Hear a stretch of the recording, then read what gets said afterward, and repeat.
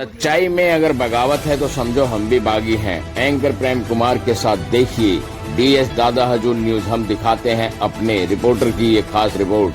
कृपया आप सब्सक्राइब करें, बेल आइकन अवश्य दबाएं। धन्यवाद।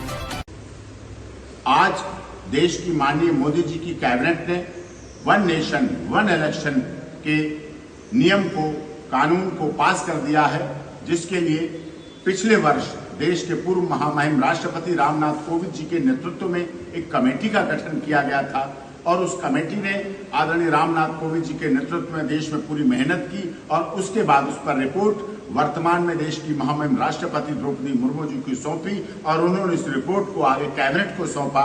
आज माननीय मोदी जी की तीसरे टर्म की कैबिनेट ने वन नेशन वन इलेक्शन को बिल को पास कर दिया है। अब उस पर आगे चर्चा होगी, राजनीतिक दलों से सुझाव लिए जाएंगे, युवकों से सुझाव लिए जाएंगे, एनजीओ से सुझाव लिए जाएंगे, सामाजिक लोगों से सुझाव लेंगे, जिससे आगे उसके कार्य की परिणति हो सके। ये बहुत आवश्यकता हमारे देश में वन नेशन वन इलेक्शन, क्योंकि साल में 3 इलेक्शन तो हमारे यहाँ होते हैं, एक लोकसभा, एक विधानसभा और एक नगर निकाय कह लें, नगर पंचायत कह लें, ग्रामीण चुनाव कह लें। 3 चुनाव होते थे, तो 1.5 साल में लगभग चुनाव होते थे। हर समय चुनाव का माहौल बना रहता था। छात्र छात्राओं के पढ़ने की बात हुई, शासन प्रशासन की भी समस्याएं होती थी। हर बार इलेक्शन मोड में ही देश रहता था। अब ऐसा नहीं होगा। 5 साल में एक बार एक ही साथ लोकसभा का भी चुनाव होगा, विधानसभा का चुनाव भी होगा इस बार अभी। फिर उसके बाद आगे नगर निगम के भी चुनाव, निकाय पंचायत के चुनाव भी साथ होंगे एक ही साथ। एक बैलेट लोकसभा, एक बैलेट विधानसभा,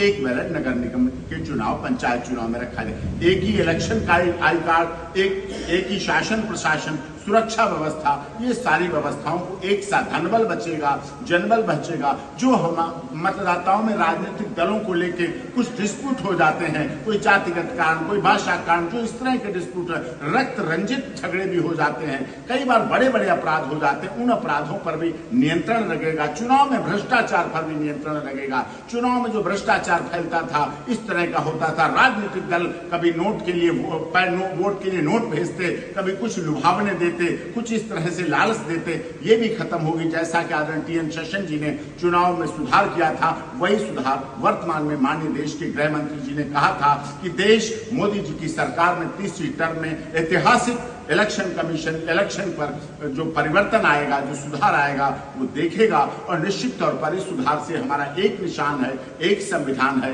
एक देश है, एक इलेक्शन है और पूरे उस आधार पर जो होगा देश में शांति भी आएगी और देश दुनिया का सबसे बड़ा लोकतंत्र है, मदर ऑफ डेमोक्रेसी है, वो भी दिखेगा पूरी दुनिया।